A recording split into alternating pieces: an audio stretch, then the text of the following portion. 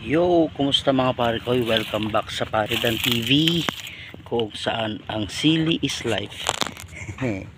Yan, so meron ako pinagkukuhanan mga pare ko ng magandang source ng nitrogen. Ayan, oh. Tingnan mo kung gaano kaganda to. Oh. Oh. Puro dahon lang yan na nabulok. Ayan. Halos isang timba. Pakita ko sa inyo kung saan ko kinukuha. Yan. Ayan, oh, yero. Ayan, mga nahulog na dahon dito.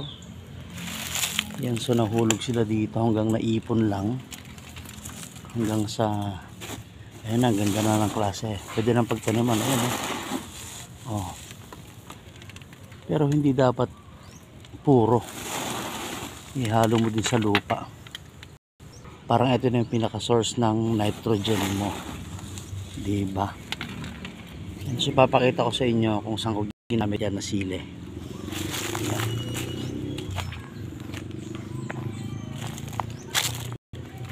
Yan. Bali dito ko siya ginamit mga pare ko. Ayan, oh. Oh. Yan. Hinaluan ko lang siya ng lupa syempre. Ayan, may source na tayo ng nitrogen. Tipid. So ayan lang yun. Ayan. Yung mga tanim natin, oh.